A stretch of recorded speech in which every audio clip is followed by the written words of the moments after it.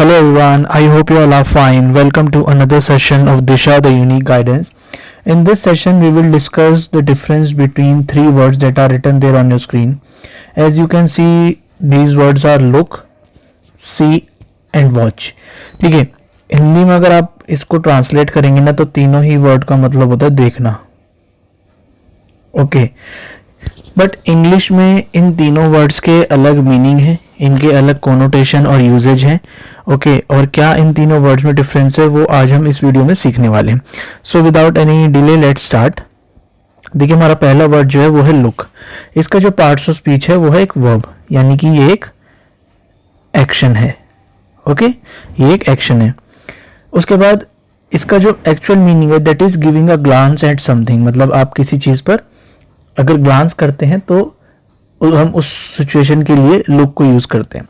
ये एक intransitive verb होती है. मींस इसका अपना कोई no direct object, means no direct object and it is followed by a preposition.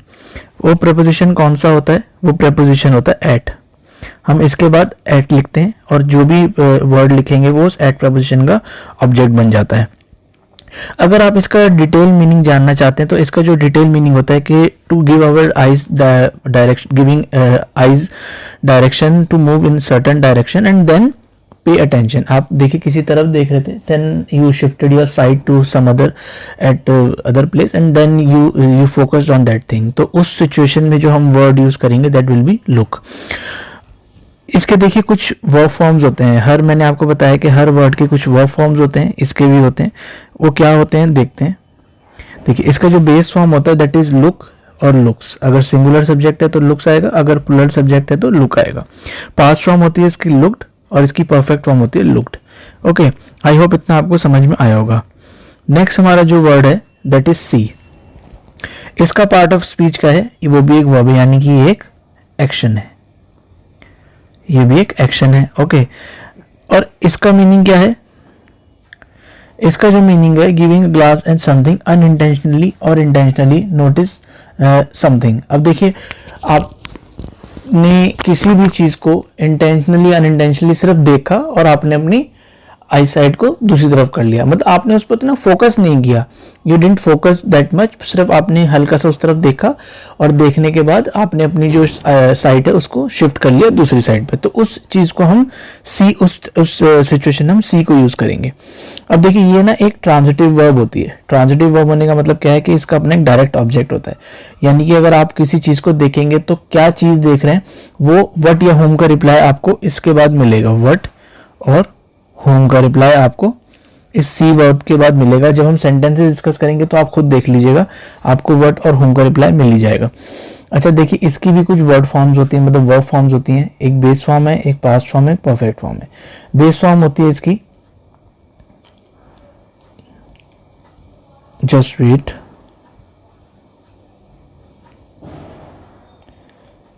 Base form होती है इसकी सी, सीज. अगर सिंगुलर सब्जेक्ट है तो सीज, और अगर प्लूरल सब्जेक्ट है तो हमारा सी आ जाएगा.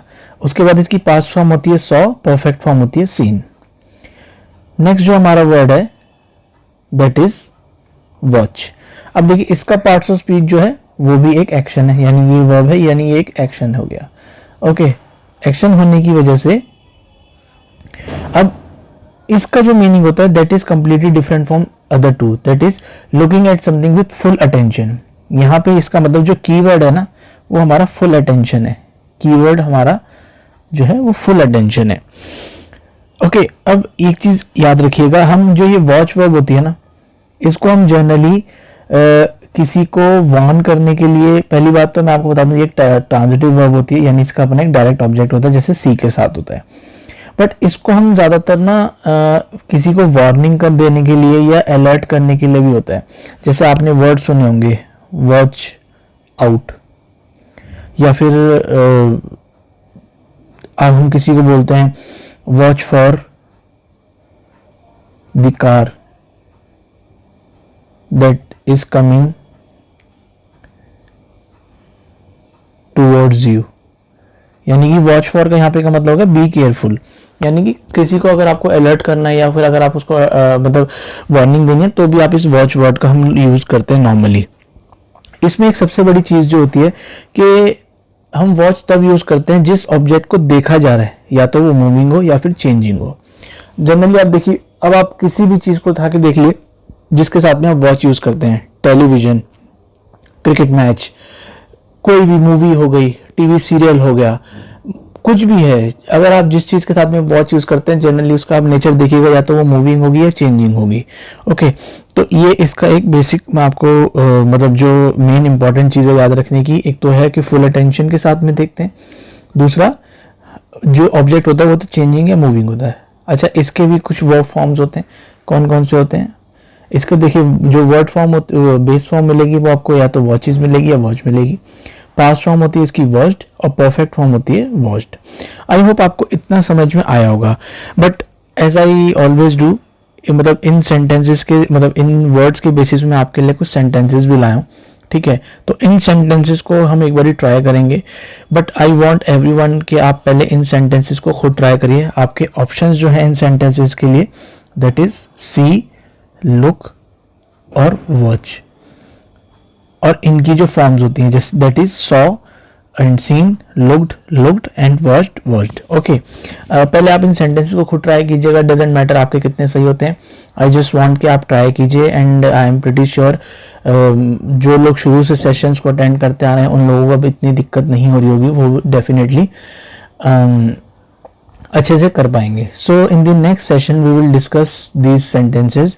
Till then do watch the video, please share with your near ones and try attempting these questions. Like the session, subscribe to the channel, hit the bell icon so that you will be the first one to be notified whenever the next video is being uploaded. Thank you.